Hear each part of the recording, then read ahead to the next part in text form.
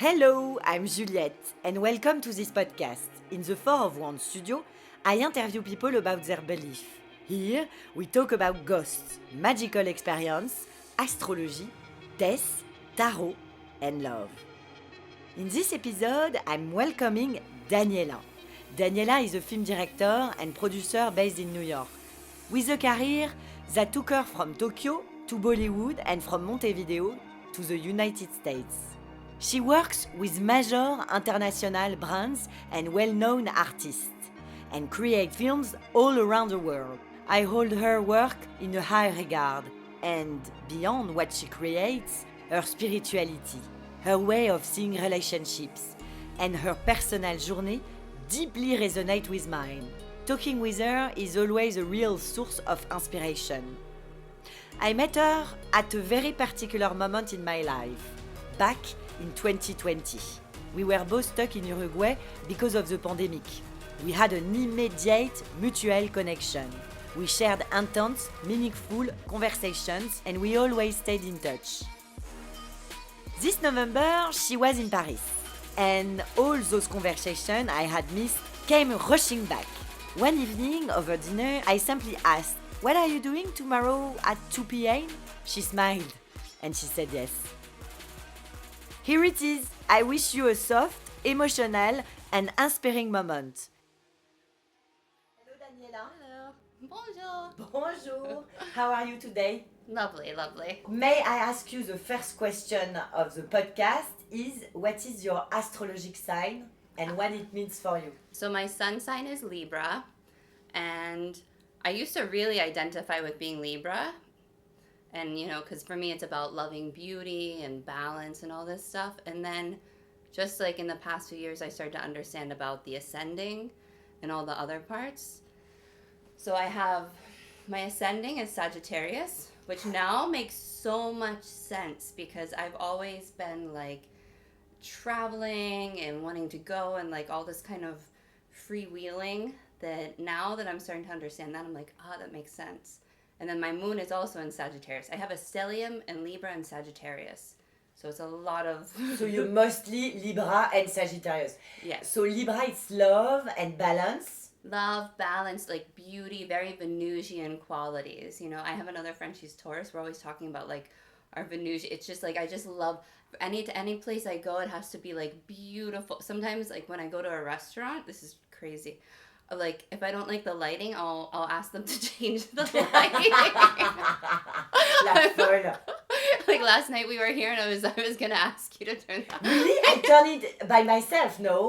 You did on my own, yes, no? Yes, you did. But I was like looking around the room, like could we put like a cloth over? So it's really important, l'ambiance. Yes. And just everything has to be beautiful. Like even if I'm like finding a pen, it has to be like the most especially for me, like the daily objects you use, like a toaster, like anything you're using on the daily, it has to be like a work of art. Like, and I value that even over practicality, so like... Do you think it's a superficial, Libra is superficial? Or it's just like, no, we like beauty, fuck off. But what's superficial about beauty? Beauty is the most deep thing that we can have. It's the driving force of everything. I mean, look at where we are in Paris. Like, what is the Louvre? What is everything? I mean, like, what is love? It's the pursuit of beauty. That's like the most deep thing you can do. I totally agree. What are the similarity between Sagittarius people?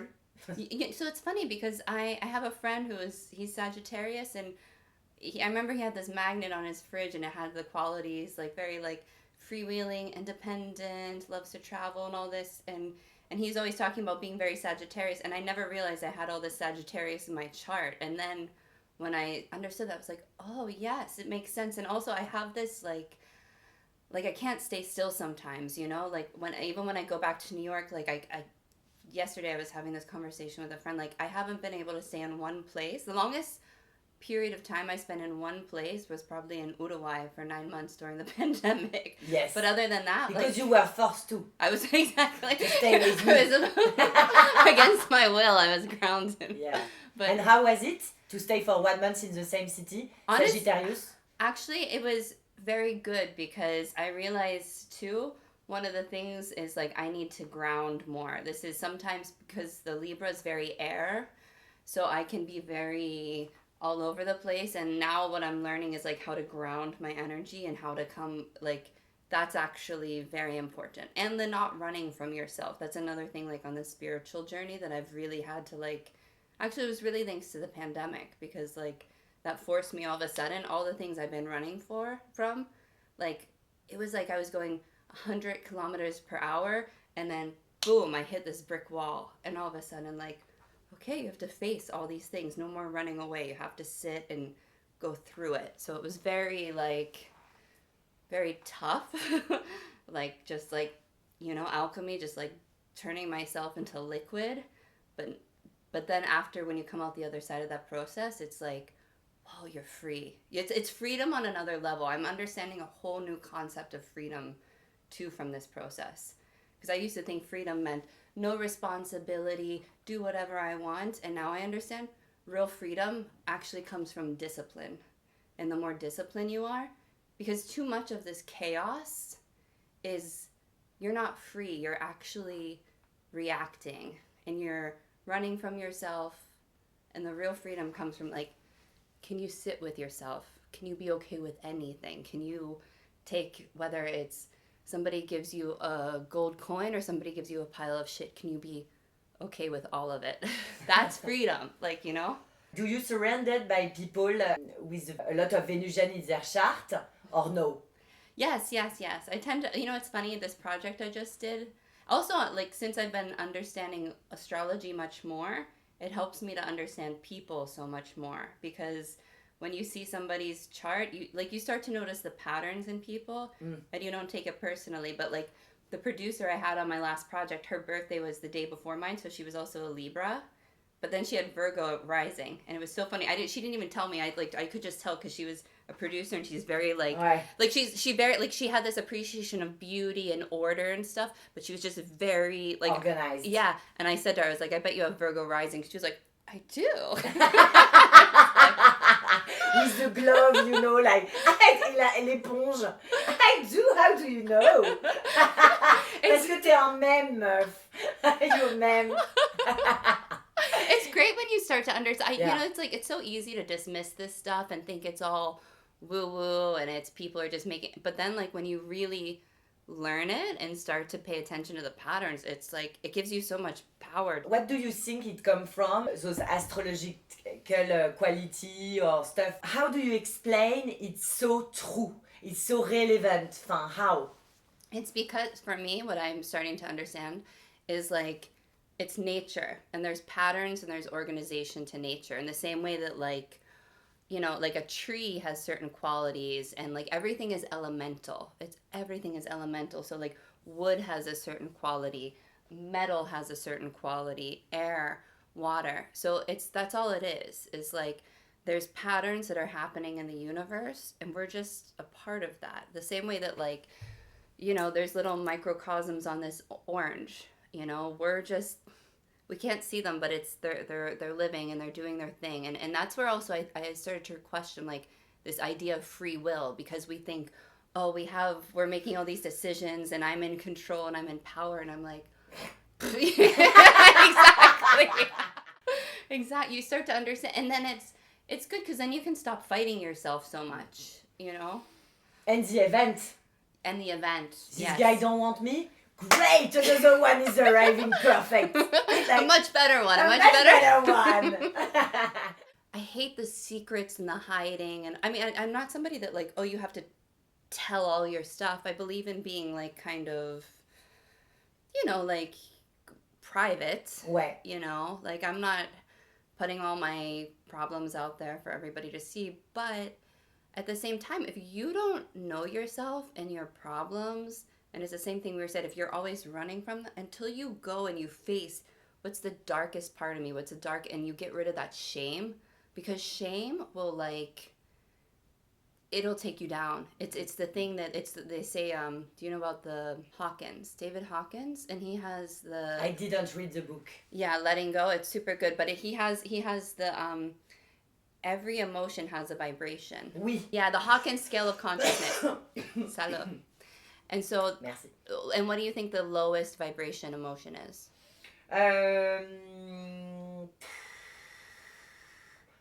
Shame. That's the thing. Like, exactly. Surprise.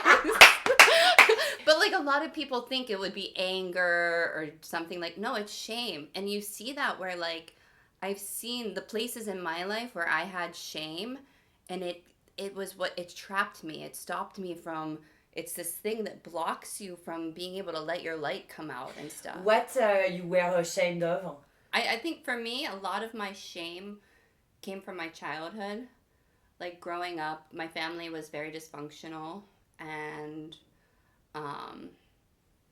they were poor. But it was weird because my mother's father's family had a lot of money, but then when it got to my father's generation, he married somebody they didn't like, and so they cut him out, and so like it just caught, like I just had a lot of shame around feeling not good enough, you know. And then I see also like, and then as a woman, you know, I mean, you get so much shame around your sexuality, you know, and like struggling with these very mixed messages around that. And you know, it's like it's really this pendulum swing, because I think for me the way that I dealt with a lot of the shame, especially around sexuality, was to like pretend it wasn't there, and to kind of like go this whole other route of like acting completely liberated. But then I don't know, it's I go back and forth. I've been having this thought a lot, because sometimes now we're, or like if just talking about the sexuality in New York, it's become so shame-free, where it's really become this anything goes kind of thing. And like I said, it's this pendulum swing where like I see my mother's generation, and they were very much like told to repress their sexuality, and then you had like the sexual liberation of the 60s and 70s, and then you know, and like, you know, we grew up on the Sex and the City generation with Samantha, and so then it was this complete liberation, and you can do whatever you want. But then within that process, like it lost meaning and value. And so now I'm trying to find like what's the balance between like is a little bit of shame good, like to keep you from, like I think when I don't know, I'm this is like something I'm currently really trying to understand. Like, is any amount of shame good, or is there some other way that we can kind of find a way to be disciplined and like have a value? Because I think when society shames people around things, it's not necessarily bad or evil. It's trying to promote a certain behavior that has been termed to be healthy, you know? Mm-hmm. But then it can become too much, and it becomes repressive. And then when things become repressive, like I was just in Egypt, and like the sexuality is so repressed there that then like boom, it explodes into this. When Danny arrived. Oh my god. Yeah, you were telling me that yesterday night, about the fact like all the girls there have been like ablation, on dit en français. Je sais pas comment on dit en... I had no idea. 90% of the women have the female genital mutilation, and it really affected me. And they do it when they're like 9-10 years old, you know, and like because you know, in New York, like I said, everybody's polyamorous, orgy every Tuesday night, or you know, like just yeah, you know, fucking in the street, whatever they're doing, and I've gotten kind of like, I feel like a prude now, which is funny, you know, like I'm a prude, you know, but like because it's just become so much that like, but then I went to Egypt and I saw like how deeply like repressed the women are around that, and then I was like, wow, there's like going in those extremes, like what is the happy medium? But the problem is there's never ever this like perfect point, that it's we're constantly sorry, Libra. and yet at the same right, that's the thing, like even within this, like because the slut stuff is like you're rebelling against that. So it's like, is it what you really want to do, or are you doing it as a reaction to something? And so that's where it's like trying to own and understand, like removing all of these societal pressures from one way or the other. Like, what's my true essence? What do I want in my core? What's not reacting to this or that? It's like we think we're so liberated sexually as women, but like all it has become is we've disconnected and we've devalued our sexuality. And so it's like you know, like having gone through that whole loop myself, you know, because I came from, this is very personal. I really don't share this with anybody. No, I mean, you know, since it's just you and I. But the truth is, it was that I had grown up from a very young age knowing that my mother had been sexually assaulted. And so my way of rebel, because I saw when she gave that so much weight, that like I was like, I'm not going to let that act have that much power over me. So how do I remove the power that that has? It's okay, I'm going to liberate myself. I'm going to give it less meaning.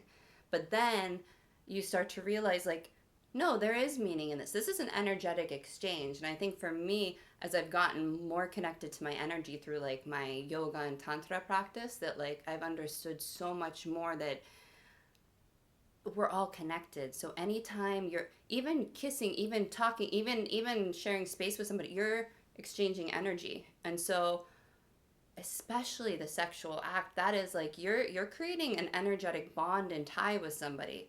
And for me, like my energy is so sensitive these days. Like I mean, I'm telling, like I've still from, you know, relationships in the past, I can still feel their energy. Right. Like I don't even want to, but I'm like, I wake up and I'm feeling, oh, this person's depressed today. And it's because that bond is still there. That energetic bond still exists. And I'm so sensitive to it now. So I'm like, shit, I can't take any more of that on. I'm like, Right. I gotta, and a whole filtration problem. Like, I need a background check. I need to see your credit score. Right. I need to see. Like, That's New York. I'm gonna call my lawyer first. Yes. No, mais right. No, mais okay. Let's get right to the question. Yes. What is tarot for you? So I'm so curious about I'm so like I love it. I don't have like that much experience. I've been watching your stuff. I love it. It's so good. You know, it's something to me has a very mysterious origin that I love to, like, now that I'm delving so much deeper into this stuff, I'd love to learn more about it. But I don't know. I know that like the times I've gotten readings, they've been incredibly accurate. I tend to go to more like astrology kind of readings or other random psychic or energetic things. But I had a roommate, she was really into tarot, and then so she would kind of do some readings. And then like I had like the Osho Zen cards. Those were at a friend's house. So I would just use them myself, you know, just a very simple 3-card spread about something. And it was always very accurate. Like, it was always like, okay, you know, or and it just gave me insight. But I never, like, myself learned really how to do it. I would just, you know, with the Zen, with the Osho Tarot, I'd just be reading the... You don't have to learn. You have to practice. Yeah. So you used to practice. And yesterday night we did. Yeah. One.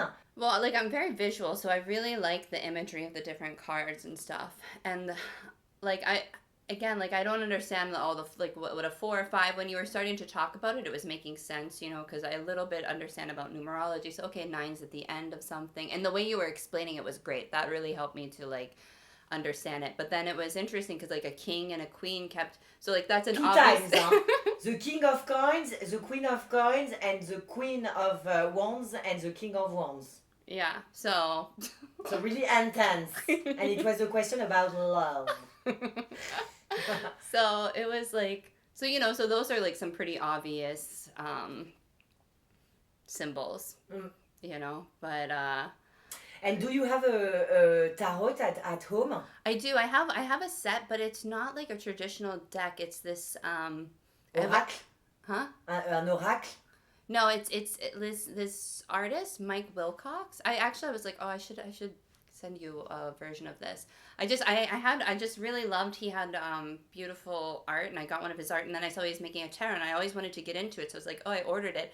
But then I rarely use it because it's not like a traditional tarot deck, and I don't understand how to do it. It's crazy how sometimes you buy a tarot and you use it 5 years later. You're still there, so maybe you're gonna meet this tarot. Every deck has its own energy.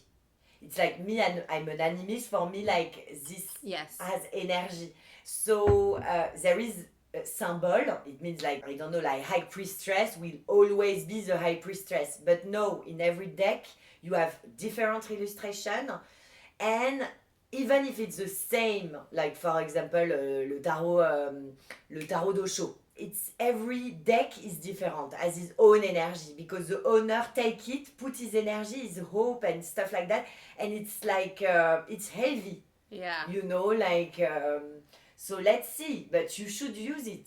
He has some stuff to tell you, I'm sure. Yeah. Well, and it's like sometimes when I'm feeling really stuck, I will like, you know, do it to just try to get some clarity and stuff, and it's good because, you know, sometimes like it's just like when I feel so lost and you can't make any sense, and it does just like last night, that reading we had, because I'm feeling very like I don't see anything on the horizon, but then you get that and it kind of just helps you tap into that energy of like, this is happening, so let me relax, let me release the stress, because sometimes that stress I like really can block the thing from coming. So it's like I notice that even with work projects, when I'm just really like in this place of like trusting and being open and being receptive, and that's something I'm trying to work on because my energy has tended to be so like driven, masculine, make it happen, force it, and like I'm really realizing like that moment is no longer and I have to sink into this like, all right, how do I become receptive? How do I become the hermit? Yes. Because it was the message for you. It was to become the hermit and to take time. Yes. Like patience. I used to have a psychoanalyst. This girl used to tell me like you can't feel if you move too fast. You have to really juju. She was telling me every fucking week, Juliette, slow down. All you can find, the beauty, l'émerveillement, love, it's when you slow down. It's so true. Yeah. It is. I mean, and I find myself, because like we're so conditioned. It's funny, I had this very interesting Uber ride with this guy from Senegal. Because, you know, I was in Italy before this, and it's really like la dolce vita. They're relaxing, it's calm, it's easy. And I got back to Paris, and it's that New York energy of like, go, go, go, go, go, go, go, you know, and we're so neurotic and in our heads and stuff. And like, and today I'm like, okay, what am I going to do? I should go, and I'm like, I have nothing to do. Like, go have a coffee, read a book, walk, like just enjoy, you know. And that's something that when you do that, all of a sudden you're like, oh, this thing, and you can discover, and like things come to you, you know. Yeah, it's very good. Are you spiritual? Yes, absolutely. And I'm so grateful for my spiritual life because like it's such the driving force of everything that I do. And it's given me it's so rich, like, you know. And I have friends that aren't spiritual, and it's like, and they're all on antidepressants, you know. Yeah. And I'm like, you could just like go meditate or something, you know. And they're just like, they're on pills and they're neurotic, and they're like, and they just have these problems that like I don't even understand, because I'm like, I don't. I love them dearly, but like I just don't relate to it, because it's, for me, there's this rich world of like the spirit and energy and the animism, and it's like, I don't know, I love it. It's like it's such a beautiful thing to be part of. What did you do to help you to open your third eyes and to be like, as you said, like spiritual? What it means, spiritual? For me, being spiritual means understanding that there is more than just the material world. It's about understanding that we are energetic beings, that there's an energetic flow to life, that the whole world is a living, breathing, energetic thing, and that there's an interconnectedness to all of us. And I grew up, my mother was very spiritual. We went to, her family was Catholic, but then she joined this like Baptist black church we could go to, which was like, you know, you go like 4 hours, and the women with the tambourines and shouting and stuff.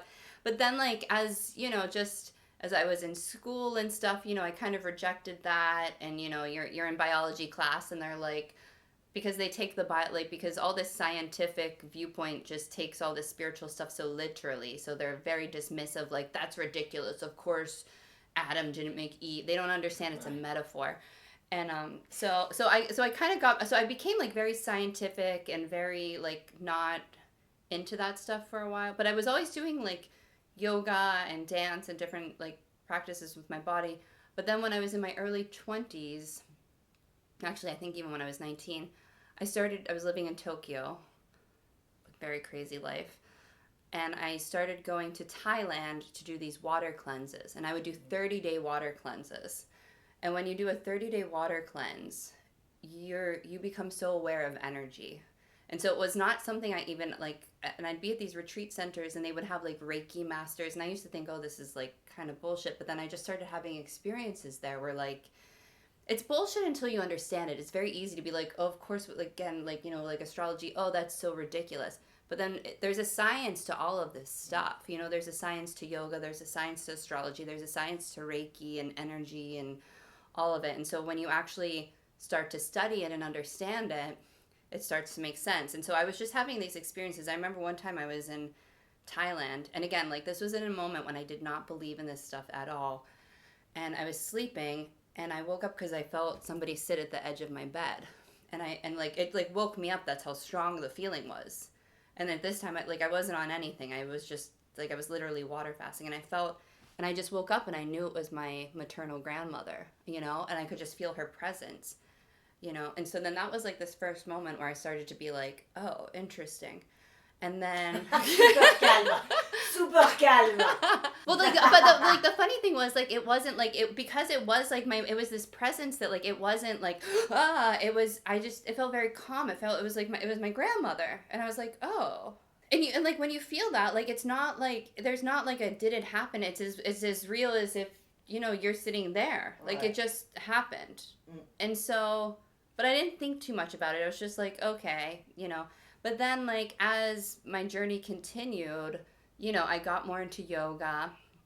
The studio I practice at now, Ishta Yoga in New York, they're a tantric practice. And so because of that, like, they really focus on these subtle body practices. And so it's made me start to understand the subtle body. And a lot of my turning to the spiritual stuff was because, like, I was having health issues. And so I was looking for alternative ways to like heal my body. And then you start looking at the body and you start understanding that it's not the way there's an aspect of Western medicine that is useful and helpful, but it's so much more than that. And there are these ancient wisdom systems like Ayurveda and stuff, and you start to understand the energetic connections and I've had miraculous healings, and I met people that had miraculous healings where they had like tumors in their body and they said like they were inoperable, and then they went and they did fasting and did energetic healing, and like doctors were like, we don't know how to explain this, but your tumor is gone. Like I met these people firsthand, so it really has a power. And you start saying like, well, what is this? Like this is interesting. And then I was suffering from some really severe depression. Like this was a little over 10 years ago. Like I've always had depression. I never because my father was really into naturopathic medicine, so I've always, even though half my family were doctors, they all like half my family were doctors, were very unhealthy, and then my grandfather was really into naturopathic, like was very healthy. And so like to me that was just this evidence that like, okay, in nature there's answers in nature and stuff. And so so I never like took antidepressants. I never wanted to take pills. I also just never wanted to be dependent on pharmaceuticals because I travel a lot, and you know, then all of a sudden you're like, oh, how do I get my medication? How do I get, you know? So yeah, so I started like going down this natural path to heal my body, and then it was like over 10 years ago, it was 11 years ago, 2014, I was suffering from a big bout of depression, and I had like 5 years earlier, my mother had said like, oh, I want to try this thing called ayahuasca. It's like this thing that these women in the Amazon make, or, you know, and then like... Mais your mom is super rock'n'roll. Yeah, she's very spiritual. She's very interesting. And so then all of a sudden it was coming to mind. I just was like, I want to try ayahuasca. And I saw a friend that I had met at one of these, a friend who I had met in Thailand doing these water fasts. She was living in New York, and I reached out to her, and I said, hey, I want to try this thing, ayahuasca. She's like, well, I'm doing this ceremony at my house. It's called 5-MeO-DMT. It's the active ingredient in ayahuasca. Why don't you come try it? And up until that point... Just DMT? 5-MeO-DMT. Okay. And up until that point, I had never done any hallucinogenics. I didn't even like smoking marijuana because I would get too paranoid. So the first hallucinogenic I ever did in my life was 5-MeO-DMT. I didn't even know what to expect. So I did that, and like again, I didn't even know what to expect. So I didn't even have the chance to resist it. I just went in, and I was suffering so much at that point that I was like, I don't care. I'll do anything. Like, if this kills me, I'd rather be dead than to keep feeling what I'm feeling. And so I just took this big giant, and before I even knew what was happening, I just became everything and then nothing. It was like the Big Bang in reverse. And that moment was like so profound. And then I remember after that, I had to like walk outside and go catch the A train downtown, you know, like it's like, because you think, I was like, I remember leading up to it, I'm like, okay, this is great. Everything's going to be totally different. My life's going to be like totally changed and it's going to be amazing. And then, so I had this like, it just blew my world apart. It showed me like, oh my God, what we think this is, no, it's so much more. Yeah. And then at the same time, I woke up the next day and I was still me and I still had all my problems. You know, it doesn't solve everything. It shows you that there's this thing, but it doesn't do the work for you. So then that started this process. That was in 2014. And then, like, funny enough, like, so I was just kind of like trying to like figure that out and like, okay, what does this mean? What do I do? Like, I have this information, but like, what do I do with it now? You know, I didn't know what to do. I didn't know how to actually create any change in my life. And then I was having, and I was kind of just going back about my life, and like things were kind of the way they had been. So I was like, shit, it didn't fix everything. You know, like shit, it's like I'm still me and I'm still this thing, but now I have this whole other awareness, and I really don't know what to do with that, you know? So I'm like doubly fucked. But then it was like this whole journey afterwards. And so what had happened was, I was having, funny enough, like I have this film friend who we just would always sit around and bitch about film together, and she was getting ready to move to LA, and I had a lunch with her. We had never talked about anything spiritual or psychedelic, none of this stuff, and we were having lunch before she left for LA, and I was like, I did this thing called DMT. She's like, I just did ayahuasca. And I was like, I want to do ayahuasca. She was like, I was just upstate. I did it with this guy, Dionisio. He has a center in Peru. I'm going down in December. Why don't you come with me? And I said, yes. So then, like, a few months later, we went down to Peru for the first time, and I did this whole month-long trek. So, like, I went to Machu Picchu, I trekked, I got super sick, and then I ended doing ayahuasca with them in the Amazon. And it was, first off, meeting Dionisio and his wife, Aubrey. They were just absolutely incredible. And they have a whole approach to it, you know, and I think that that's what I needed was, like, they gave me this framework to understand, like, what is this medicine? How do you work with it? What are the other practices and teachings that you need to integrate into your life, so that way you can take this information and actually get the most out of it and actually do the work to make the changes. And I just had, like, I think I was down there for 10 days and we did 3 ceremony. Yeah, and they were just absolutely wacky. There was like some crazy stuff that happened. I mean, you know, you have the group dynamics. Like, we had this one girl that was in the group. She was making sex noises the whole time, like, like, and it was disturbing the whole group. And it was crazy because the first time I was having this like incredible healing experience. Like, I was feeling things in my body start to heal, and like seeing, you know, like these things that were not flowing, and like water going through I mean, just like beautiful visuals too, all of that kind of stuff. And like, so much of it is like, can we get out of the way? Can we change because like, it's funny how you can also stop the plants from working on you. And that's what happened in that ceremony. Was I was feeling it, and then this woman was having her experience making all of her crazy sex noise, and it pulled me out of my experience, you know, like, so it's, yeah, like, even to get the most amount, you know, and you're on your spiritual journey, and so you have your practices and stuff. So I think that, like, when you work with the plants, like, they work with you, and it has to be reciprocal, you know. But I also know people that, like, they think it's very transactional, and they think, okay, I'm gonna pay you for this money, and I'm gonna pay you for a retreat, and I take the medicine, and the medicine does the work, and I can just keep doing the same thing I've been doing, and everything, and the medicine will do it all for me. And it has to be this reciprocal relationship. You told us the plant is going to help you, but you have to do the work. Yeah. What do you mean behind the work? Yeah, there's so much different work to do. I mean, I've used a bunch of different. I mean, some of it I think is psychotherapy. I think I think there's layers, you know, like you don't want to do spiritual bypassing. I think sometimes people just jump right into the spiritual stuff and they don't deal with like their psychological stuff. I've done therapy for many years and because you have to understand there's our layers to our personality, you know. And so like a big layer is cultural. I mean, for me, living in Tokyo from the age of 19 to 23, that really helped me unpack, like, oh, I thought this was who I was, but no, so much of my personality was really just my cultural programming. And so, like, traveling and living in different countries really helped me to unpack, like, how much of who I thought I was and what I thought the world was just cultural programming.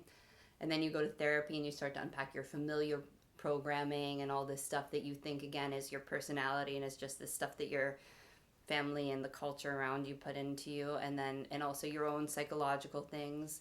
And then like starting to meditate and starting to really say like, who am I, like who am I if I'm not my body, if I'm not my mind, you know. And like disconnecting from your thoughts, because that's the other thing, we think so much we're our thoughts.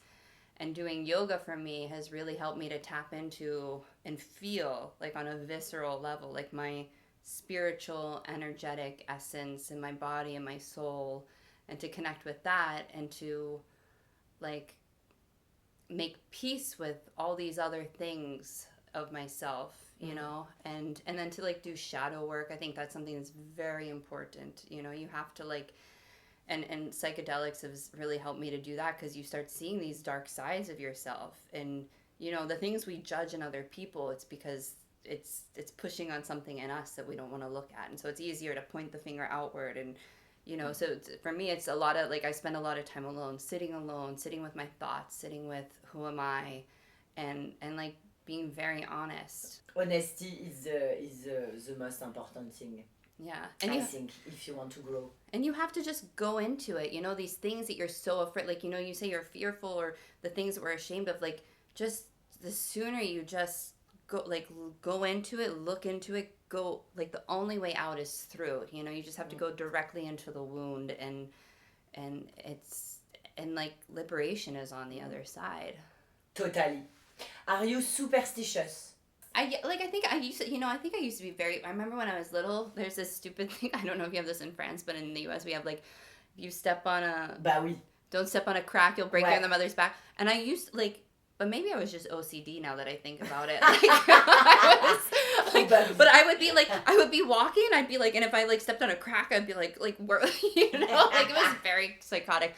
So like, I think superstitious for me was more like what, like before I had a lineage that I connected to. And I think that's another thing, because I think that nowadays there's a lot of spiritual woo-woo-ness and people and new age stuff, and people kind of dip into these things and they kind of take a lot. But what I have found, because I've had some very dear friends that have lost their mind, like literally have been doing these things and have gone off the deep end and have not come back, like gone schizophrenic, blown their lives up. With which product? I mean, they were doing a lot of ayahuasca and MD mushrooms, but I think that it was also like they were watching a lot of like YouTube psychics and stuff, and they weren't grounding.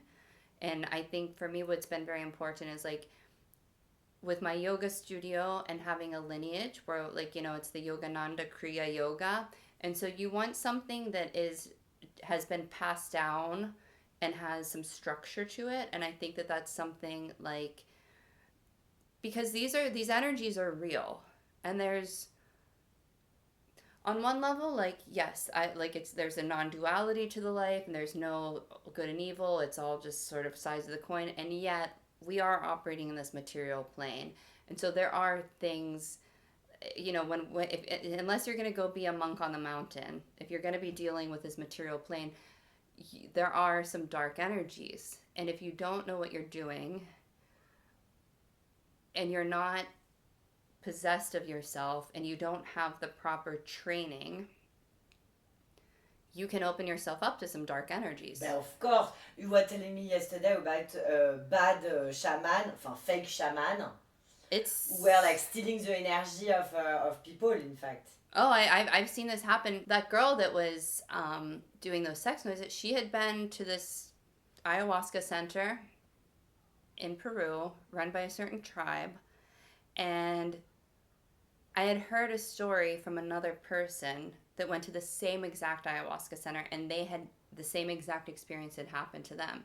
So this particular center, these people were putting energies into the people.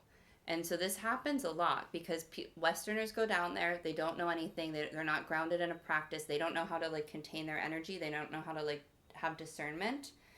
And there are people that will take advantage of you, you know? They can, I mean, like, this is energy. No, but it's like everything in the world. Internet is amazing, but internet is a disaster. Enfin, it's like, Yeah. It's like me, I did a collective, and the shaman gave me some healing like I never did. Like, so Yeah. it works. Yes. It fucking works. So be careful. Yes. Go with nice guy. But me, I've been interviewed the guy before. Like I've been with this guy because 3 of my friends recommend. Yeah, I think it's very important. No, But but I know people that like they literally just get on a flight to Peru. They show up in the jungle and they go like, "Who can I find?" Like, yeah, it's very important if you're going to be doing this practice. Go with somebody who you know other people that have gone through them. You have to have discernment. You can't just go and. It's like anything in life. You can't just go like it's like there's good doctors and bad doctors. You don't just go and show and you're not just you're giving your life force over to somebody. So you have to like be aware that not everybody is operating with like the highest good. you have to be mindful. Here there is some bad people. Mindful guys. Yeah. I mean, and whatever, maybe that's your path, you know, but it's not, I don't want to deal with that stuff. I mean, I've watched people deal with it. It's not fun. So, important to say, you have a lot of friends, not a lot, but you have some friends who have been cracked up, like... Yeah, and I mean, and I think, like one of them really, because they had psychological issues, and instead of dealing with their psychological issues, they went straight to, like, taking a bunch of... Literally, I remember going over to his house and there's a giant bag of mushrooms like this, and he's just like, and I'm like, yeah, and that's the other thing is like understanding that to me the plant medicines are medicine, you know, and so there's a time and a place and a proper way to use them. It's not just it's not just like a throw everything at you and it's all gonna be fine. You have to practice discernment and knowing like, okay, this is a time when you need this, and then. And for me, a lot of that awareness has come from, again, yoga and meditation, understanding my energy, because you ultimately, I think what the plants can teach us to do is we all have to be our own doctors. We all have to heal it. We all have to, it's great when you go to a shaman and you go to other healers. Like, for sure, other people can help you in your journey. But that really the end goal should be so that you know how to heal yourself. Of course. And you know how to... With my hands, I put it when I have something open, and I can, and it's really heal. Yeah. Our hands are magic. Yes. It's our whole energy is. Yeah. And it's to me, all of this is like, this is happening anyway. So how do you learn to master your energy, and then you master the energy around you, and you understand the universe, and how do you work with these and flow with them, and then you create magic and beauty in life. Of course. Okay, let's go for life after death. Well, this is another Dionisio quote. So Dioniso, on n'arrête pas de parler de lui. We talk about Dioniso. I made an episode with him. 2 episodes, I think. Yeah, 2 episodes. And it's an ayahuasquero. Yeah, he's an ayahuasquero, an alchemist. Very interesting. So he always calls himself, he says, you know how everyone's a life coach? He says, I'm a death coach. And so for him, and what I understand ayahuasca to be, is it is the practice of dying, so that you're practicing for your death. You know, they talk about this in like the Tibetan book of living and dying. You pass the bardo, and if you are prepared for that transition, and you can do it with common ease, then you can take your information and all the knowledge from this lifetime into the next lifetime. And so another thing he says is you can either live dying or die living. And so what I've found is like the more that I've practiced facing my death, making peace with death, understanding it's energy, right? So our energy, what I understand happens is our energy goes back into that source. What happened to me on that first DMT trip was like, you go back to source, and, you know, I believe in karma and reincarnation. So you can either come back depending on how you did. Maybe you come back as a mosquito. Maybe you come back as, Taylor Swift next lifetime. Yeah. Maybe you come back as your cat. Even better. Even better. Or actually, you know what I heard this is something that I am starting to be more interested in, is like, if you want to do a really high level incarnation, you could be a planet. Mm. And I've thought about that. I was like, I think that might be too much commitment, but it would be cool. Sagittarius. It would be. It would be cool to be a tree, though, like one of those trees that's around for 400 years, and you just sit there and you watch. Because again, it's like, I don't like the human incarnation. Look, I love this human incarnation. It took me a long time to get to the point of loving this human incarnation. I finally, I think just like in May, I started loving it. C'est très récent. Yeah. It helps when you have some money. But it's like, because so much of being human is suffering, right? Yeah. Like, I've really felt this pain of existing and being like, I don't think I want to exist anymore. And then I had the most interesting experience just this last June or July. I was in Costa Rica, and I was walking in the jungle, and I was very stressed out, and I was thinking, like, I was in my head, and I'm like pissed off about this situation and stuff. And then I started, and this is a very stoic thing to do. I think Marcus really talks about this. And I was walking, and I thought, what if I just didn't exist? And I thought, like, really, like, the pain, like, we think it's just easy. Okay, boom, you're dead. You don't exist. No, there's so much beauty in this existence. Like, there's a pain. You'd have to let go of all the attachments, all the people you love, even just like the light coming on the tree. Like, there's, even in the most stressed out, painful, miserable moments, like, there's so much beauty and fun and amazing things happening and joy to be tapped into. And like, when you don't exist, it all goes away, the suffering, but also the good and stuff. So I really thought, like, whoa, what if I like was not existing anymore? And I'm like, no, okay, I'm here. I'm gonna embrace and fucking love even this stressful, upsetting situation, because even that is like, I'm alive, I'm here, like, we're alive, like, it's fucking cool, the suffering and the like ecstasy. It's all like, feel it all, and like, and that's another thing, just from like the ayahuasca and other practices. It's not like, because I go on all these emotional up and downs and stuff, and like, I've learned to like expand myself, so like, I can really feel the joy in a moment, and I can really feel the suffering, but I don't get stuck in it. I used to get so stuck in the suffering, and then it's like, you're in that suffering, and you're like, I'm never going to get out of this. It's going to be, and it's like, just the faster you just feel the suffering, feel the harshest, worst part of it, and then let it pass and go on to the next moment. Go through it. Yes. Ça, c'est vraiment... Do you believe in ghosts? Yes. Yes. Have you seen some? Yeah. Yes. You know where's a really haunted place? Is Japan. Japan has like ghosts everywhere. I wonder, like, I don't know what's going on over there. It's culturel. I've seen a lot of ghost movie from Japan. Yeah. When you go there, you feel it. When you're like, you have to go, and like, there's all these cemeteries everywhere, and like, you just feel it. The ghosts are everywhere. They like to hang out in Japan. Why? I don't know, the sushi. Like fish. Fresh fish. Yeah, why? Because it's cultural. How do you explain that? I don't know. Because it's like we were talking yesterday about the heaviness in Uruguay. Yeah. Maybe in Japan there is energetically, I don't know, it's near the, I don't know. I think it is. The bridge. It's true. There's something.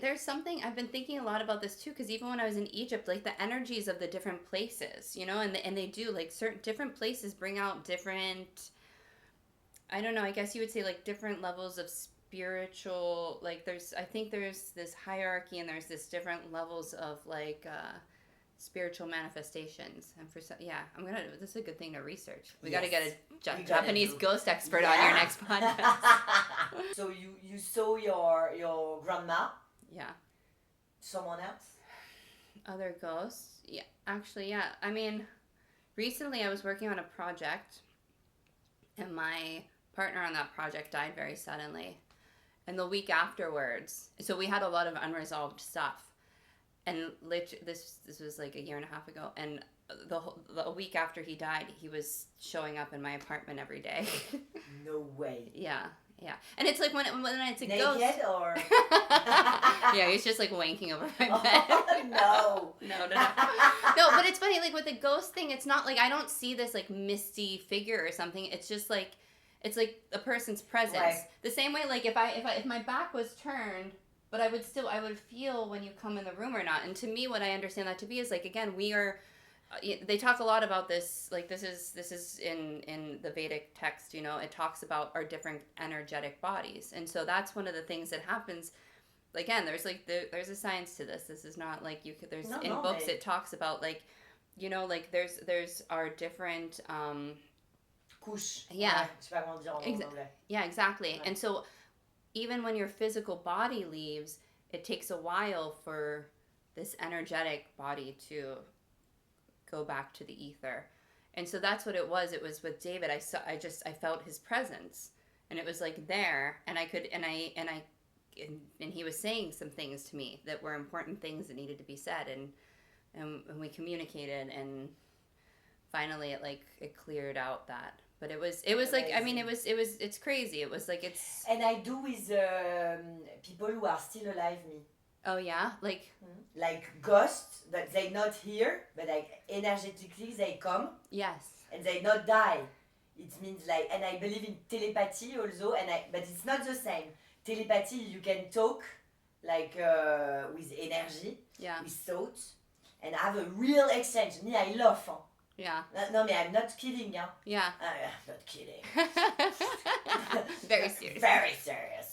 But I mean, like,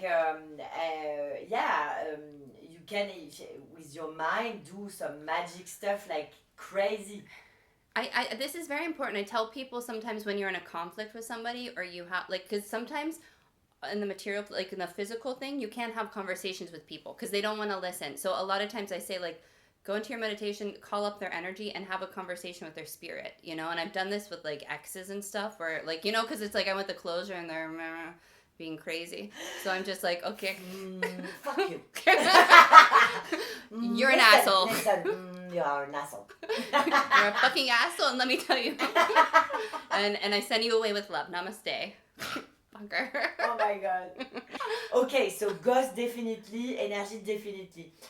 Let's talk about extraterrestres. Or no. Do you believe or not? You know, so like people are really into this. I find it's not my shtick. Like, I mean, one part of me thinks like, I mean, why not? Sure. Yeah, I don't know why I love.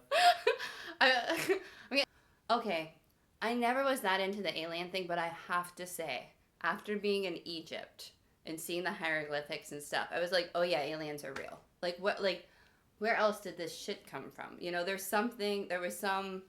Why not? And then, but then part of me is also maybe they're future people that just time travel, and because also the way they look, I'm like, maybe this is what we're evolving into, and time's not linear. So, I don't know. It just doesn't call me. I'm not that interested. Some people, they're on to, they know all the different alien races, and they're like, oh yeah, I'm a, you know, whatever. Like, I don't have those people around me, and that's a pity. Yeah. Because I would like to know more about that. So there is different type of extraterrestrial. Oh yeah, for sure. Okay. There's like the Salties. I can connect you. I know somebody that channels a different alien race and stuff. If you want it, I'm sure they would. Yeah. I definitely want to. Okay. I really want to. Okay, so extraterrestrial. But then they might start showing up for you. So like that's a problem. Once you start going into that energy, I mean, I don't know. Aliens always scared me too. I watched the X-Files when I was young. I hated it. That's crazy that how it's true, and that's a lesson from the first card of the tarot, le magicien. It means like when you believe, it showed up. Yes. Yeah. because matière doesn't exist, and we talk about it. I read it yesterday, but I mean it's really true. I see, I consult a lot of witch, a lot, like tarot reader, like énergéticienne, like guru, like because I'm very interesting and because I need to heal like every fucking people. And one of mine, healer, told me, you have a ghost on your bathroom. And no, he get off now. He's not. I don't. No, but you know what my grandmother always said? Fear the living, not the dead. Yeah. So so I don't get afraid of ghosts. I'm not afraid. Yeah. But this girl, I never call her back. I said, is there anyone? And I swear God. Enfin, I don't swear God, but I swear of all I have. I mean, like, I said, is there someone? And le placard, the door open. Yeah. And I'm really like, I don't know if you see, but it really happened. And I said, like, I put some salt, I did a ceremony, and nothing, I can feel he's gone. I was not afraid, but I was like, shit, she's right. There is a guy. Well, and I knew it was a guy. And it's on my bathroom. No, and it's not paying rent. It's like, hey, if you want to stick around and pay some rent or some bills, but otherwise keep it moving. Yeah. But you know what's funny? Last night, speaking of ghosts, I actually have a friendly ghost in the place I'm staying because I was looking all over. I needed some aluminum foil yesterday, and I looked in all the cabinets. I couldn't find it. And I get home last night after leaving you, and this bottom drawer was open, and I hadn't opened it, and the aluminum foil was right there. What? No, mate. Sometimes they're, and I was like, oh, it's a good one. All right, I'll take it for now. But it's not coming back to New York from like with me. No. Unless it's gonna give me an upgrade. This on the plane. Unless it's one of those like ghosts that upgrades you. But there is magic in the world.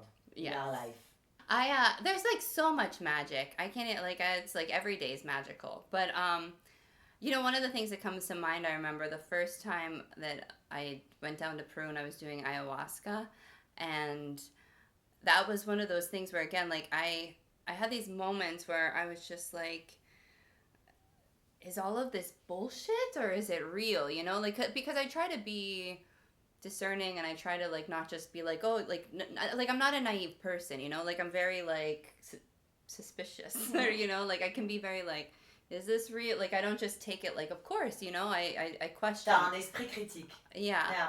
But I remember like when I was on ayahuasca the one time, they have this guard down there, Olegario, and he doesn't take ayahuasca, and he just sits outside and guards to make sure in case anybody's having an experience or if they need help or something, and he's totally sober and stuff. And I remember like walking outside to like go to the washroom, and there was and he was sitting there, and he was just covered in this amazing, like, it was like a tiger head and then all these snakes and aliens and stuff, and he was just like this protective, like sort of like shaman and stuff. And so like it's nice because when you're taking these psychedelics, you see these very like interesting visuals and stuff, but then nowadays, like once you start tapping into that world, like you can see that even when you're stone sober. What? Yeah. But it's not just conditioning. There's something valuable about, because for example, like and this happens when I'm doing my yoga training, and we're not doing psychedelics. There's nothing. It's all, you know, there's no substances. It's just energy. But you start to, when you're doing the yoga training, you start opening up to energy, especially when you're doing the hands-on. So like, you know, you learn to give people hands-on adjustments. There's been times I do this, and when I touch people, I get flashes of their lives. Like, and I know, like, and it's just like, it's like, boom, like a movie pops up and I just see all these things happening in their lives. Or I can feel, oh, their ankle hurts, or, you know what I mean? It just like kind of comes to me and stuff. And the thing is, like, what we're taught to do is like, okay, before you leave the studio, wash your hands, ground your energy, because I live in New York City. You know, like, if you walk out there and you're like a sponge and super open and porous and you're taking in all that energy, you will go crazy. Like, you will lose your mind. There is so much stuff out there, and like you need to be able to filter, and you need to be able to like not take it on, because it is a lot. It is a lot. And there's a lot of people right now that are dealing with a lot of mental illness, and there's a lot of crazy energies that have been unlocked and are like moving around the world in this particular moment. Like, a lot of shit is coming to the surface, and these are very real things. And Yeah, I mean, it's like you can overdose on it, so you have to like To ground. yeah, you have to ground, and you have to know like when is the moment to like let my fingers grow long and stuff. And Yeah, when and I was yesterday. It was crazy. It was the day before yesterday, and I put my finger go on my glass, yeah, and I was afraid, so I didn't do it, but I was almost, and the glass was like 2 meters from me, huh? yeah, And I was almost like carrying it. yeah, I know I can. I will one day, but I mean, I'm too much afraid.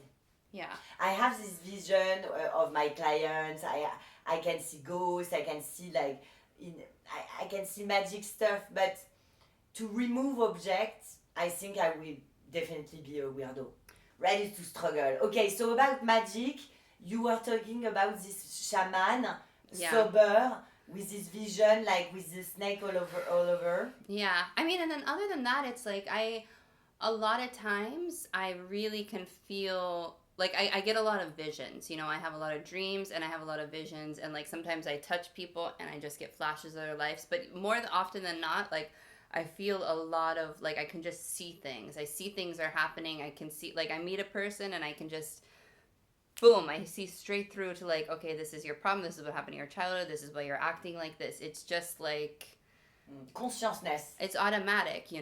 But again, like I said, it causes problems in relationships because like people think you're like prying into, or you know what I mean, or but it's just like or when you see something that they're not ready to face yet, that becomes, because I assume like, yeah, of course you know about this, and they're like, I don't have this. I was like, oh shit, sorry. I thought, Okay. Okay. Never mind. Yeah, maybe we just have to keep it for ourselves and shut up. Yeah, this is what I'm learning more and more is just just be quiet, silence. This is here's some magic really quickly. Okay, this is a great story. So I was doing ayahuasca this one time, and there was this guy that I had met, and like I liked him, but he was being very like, he'd make plans and then disappear for 3 days, this kind of stuff. And he was a drummer. So that kind of guy we are. We know. And he was a drummer, and we bonded because we both loved Florence and the Machine. And so, and like I remember like the last time he had like, we made plans and he disappeared, and I was like, never talk to me again, I'm done with you.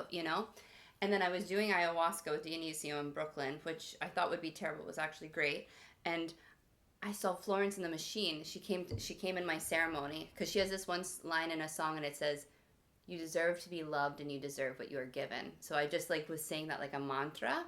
And then she came to me and I said, you should let Casey like drum for you, And then I swear to God, this is real. 2 days later, I get a message from Casey. He's like, I'm sorry. I know you told me to never speak to you again, but Florence and the Machine just came into my work yesterday and I had to tell you. No. Yes. Isn't that wild? About dream. Oh, dreaming.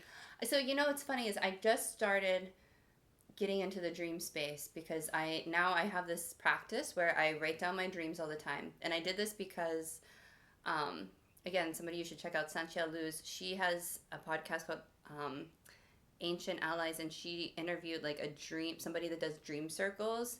And now I'm like, you're supposed to like write down your dreams. And I think I've had a lot of like prophetic dreams before where I dream something and it happens, and or also just like, again, like what we were talking about, like communicating with people in my dreams, like, that. So I think that there's a lot of different stuff, but it's something I don't know too much about. I'm just like starting to delve into.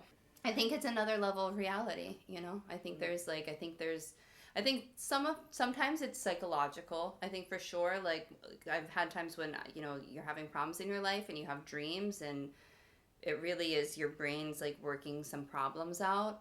But I also, really believe like there's lucid dreaming, and there's, you could do the astral projecting and stuff, and like once you start to master that, which I haven't started yet, but like you can actually really start to use that space to go in and visit other realities. So it's definitely a parallel reality that you can work with. Normally, there is a question about substance, but we talk a lot about it. But do you have something to add? Yeah, I mean, I think so. I've done a lot of different ones. One of the things that I did work with recently that I found to be very useful was a therapy assisted MDMA session. And, I think a lot of people know MDMA, like, oh, you're out at a party and you take it and stuff. And it's definitely been nice in those, but it's like this very heart opening. But I found it was a very different experience when I did it, like, with a therapist. And what was really nice about that was afterwards, it really helped me. It was something that was really useful for helping me heal my relationship with myself and just noticing this, like, inner talk and, like, how to be kinder with myself. And, I think there's so many amazing plant medicines out there. We have mushrooms, you have kambo, you have all this kind of stuff. But, you can also diet planets. Have you heard about that? Tell us about it. So, like, like how you diet a plant. So you, like, you're going to take, like, rose essence or blue lotus. I was just working with blue lotus in Egypt. That was very interesting. So, when you diet a plant, it's about, like, tapping into the energy and the essence of that plant. But you can also do it with the planets. So I have friends that have run, like, Venus diets. So, like, for 30 days, you're just going and you're staring at the planet and you're, like, tapping into that energy and you're communing with that planet and stuff. So that's a funny thing. Like, when you say substances, it's like everything can be like, the trees are substances, the planets, the stars, and, so we have this, like, hard line, like, this is a drug and this is, and I think, like, these plants, they're living, breathing entities, and you can tap into their essence, and there's the world is full of that. Do you believe in destiny? This is so destiny's. So you said. Yeah, I mean, that's the thing. It's tricky. I think I believe in, like, cycles, and that's something I've been thinking a lot about with relationships lately. You know how, like, planets are kind of going like this, and you come into each other's orbit and you let go. And I'm starting to think, like, maybe relationships and people are like that. It's like you're in your orbit, and maybe you just kind of come together, and sometimes you have to let people go, and sometimes people are in your orbit for a little bit longer. But just understanding everything's just in its own natural cycle. So that is, to me, what destiny is.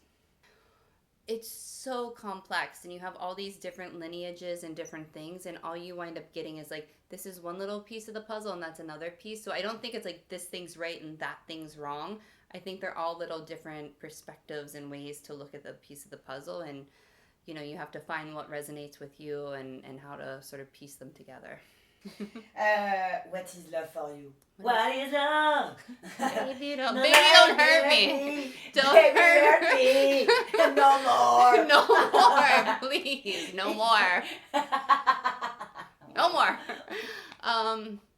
Love is everything. I love love. This is my fucking problem. Is, like, you listen to all this spiritual stuff, and it's like, oh, we're all love, and non-attachment and blah blah blah blah blah. But, like, at the end of the day, like, I am such a romantic, and I'm a filmmaker, and I'm an artist, and, like, I love that, like, just fucking, like, squash me and turn me into nothingness, and I'll give you everything, and you don't give me anything back, and I don't care, it's all for you, and, like, and kill me, just, like, kill me, and here's my heart, and stomp on it, and I grow another heart, and you stomp on it again, and fucking, until it's just, like, here, how many are, and, like, and, and so it's about suffering.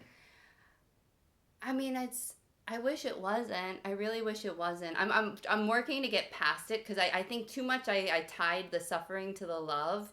But you can't avoid the suffering. You can't avoid it, because it really is like that. It's just somebody who can only meet you as deeply as they met themselves. And so, like, the deeper you go and the deeper you go into your well of suffering, the more your capacity for love is so strong. And I think that's always been my thing, is, like, I have such as... So my mother had this, and I just have been raised with this, like, just super strong, unconditional love. I love you no matter what. But it's tough, because people aren't ready for that, and it's very painful, because when you show up with that, a lot of people are like, whoa, no way, because you're loving parts of me that I don't love of myself. I'm not ready to show this to anybody. And I'm like, no, it's okay. I see it, and I'll love you anyway. And they're like, no one would love me. And love is it's the healing force. It's what heals us. It is the only thing that's true too. I mean, I really believe, like, there's fear and there's love, and fear is not real, but people are really caught in the fear, and it's just, you know, love, just love. It's like, to me, it's so simple. Just love, just keep loving. But, yeah, I love love. I think the problem was I was, because my mother was so loving and I was born and I was just very loving. And you know, it's like, that's the thing, when children are born, they're just loving. They love everything. They don't know. And then things hurt us and we close ourselves off. And so like, I've been through this thing of, it's really like, I really got so closed off, but it's also like, I felt that pain of like, when you close yourself off, that you can't even feel love anymore. And I'm like, that's bullshit. I don't want to live like that. But that's depression. Yeah, of course. So I'm like, I see the cost of being closed off and protecting yourself is actually so much more painful than it is to let yourself be open and loving and getting hurt. So that being said, I'm much more discerning about my love now. So I love everybody. I really do. Like, even people I fucking hate, I love. You know? Okay. But I've learned to like kind of love from a distance and love people. And I've really, really, really learned these past few like years that love means like accepting people. You know, I used to think love meant, I love you and I'm going to help you be the best version of yourself. And like, it doesn't work, because like the more you're trying to help somebody, even though it's coming from love, or you think it is, it's a lot of times it's coming from your own discomfort with their suffering. And I really think our ability to love is, how much can you hold not just your suffering, but the suffering of others, and just not fix it, but just let it be, and just maintain that space of love. And like the loving has to be, this is, Krishna Das talks about this. I remember this is something that like blew my mind. He said, we talk about unconditional love, and you know, you think of unconditional love as a mother loves their child. Well, like, that's unconditional love. But if it were really unconditional, that mother would love every child the same. And so what really unconditional love is, it's a state of being that you cultivate in yourself. You cultivate this presence of love. And so when you say you're in love, it's like you're in the presence of love and the other person's in the presence of love. And you're both there in that vibration of love together. But too often we confuse it, thinking like, and now you're my connection to love. And then if you leave, oh no, I'm not going to feel love anymore. And it's like, no, you have to cultivate it inside of you and feel that within yourself. And then if you're lucky, someone else that's also in that vibration, maybe you'll like make some plans and like share life together and like get a mortgage or something. You know? Together. Split some bills and like, you know, make some pancakes and fuck in the sun on Sundays and like. Let's pick a card. Okay. What is your question? I'm thinking about a person. I want to know what the deal is with them. Oh. All right. I'm thinking about a person. I want to know why I had to go through a situation I had to go through with that person. What was the purpose of that whole... What was the purpose? Yeah. Okay, let's go. Mix it. Okay. What was the purpose and how... What the fuck? And what's... what the fuck? And what the fuck? And how... And what should I think about it moving forward? You know? Like, what's the way to... Show me the lesson. Thank you for listening this episode. If you enjoyed it, feel free to like, comment, share it with your friends, and subscribe to the Four of Wands. For those who want personalized readings, tarot classes, or natal chart session, you can book directly on my website, le4debâton.com. You can also follow me on Instagram and on my own YouTube channel, The Four of Wands. I'm sending you a lot of love. And remember, when you believe in them, our dreams come true. See you very soon for the next episode. What is love? I think you have to completely dissolve yourself, because everything we have, what is that Rumi quote? It's like, it's not that you have to remove all the things that block you from love. And so I think so much of it is like dissolving ourselves, and our natural state is love. So like love is like, I'm gonna fucking dissolve you. I'm gonna break apart everything you thought you were, so that you can be in, it's that purest light. It's like the purest light. And then you can experience love on a whole other level. Because we think of love as this like romantic thing. I love you, you love me, we're going to be together, you know, marriage, ring, wedding, you know, happily ever after. And it's not. It's like, how can you really love somebody? You have to get to know who they are. And so much of everybody's like hiding who they are, hiding. Oh, you'll love me if I'm pretty, if I'm nice, if I'm kind, and we put on these masks to be like, do you love me now? Do you love me now? And it's like, man, I want to love the fucking grossest part of you. I want to love your wound. You know, that's love. It's not, can you love me when I'm pretty and I look nice and I'm eating my food and it's cutting in little pieces? No, it's like, can you love me when I'm like, what's our biggest fear, right? We're gonna love somebody and they're gonna leave us at our lowest moment. And so like, how can you prove real love sticks through?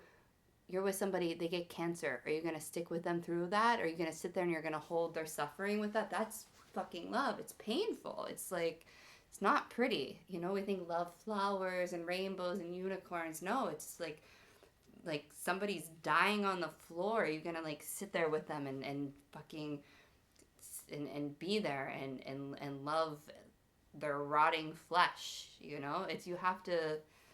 So it's a bad news. You had the Ace of Cup. Fuck. Yeah, that's the dark side of the Ace of Cup. Yeah. It came with water, as you said. You said melt.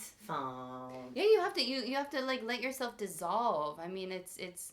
I think real love is just let yourself completely fucking dissolve and see that there's. Again, it's like we came from love, we go back to love. What does that mean? You have to die to feel that, to that true oneness. I mean, you experienced that on your. Me, when I'm in love, I'm hypnotized by beauty. Yeah. And phantasm. And desire. And yeah. Is desire love? No. What is desire? Love give me desire, but I have desire to with my friends also. Desire, it's a big word. It's a big word because it's like there's so much. The problem with desire is it's this. What happens when you get the thing? Can you still want what you have? You know, that's so much of the fucking problem with love. Bah oui. If you're good. If you're good, yeah. If you're good, but there's so many people they're stuck in that chasing phase. They always want something slightly out of reach because so many people are afraid of love. They feel if they actually get it, they can't hold it. Have you ever been on like an ayahuasca trip where you feel you're like, it's so much love, I don't deserve this, I can't handle it, I don't deserve it, it's too good for me. Have you ever had that experience? In real life. Or in real life, yeah? And how did you react to it? How did you handle it? It's your episode.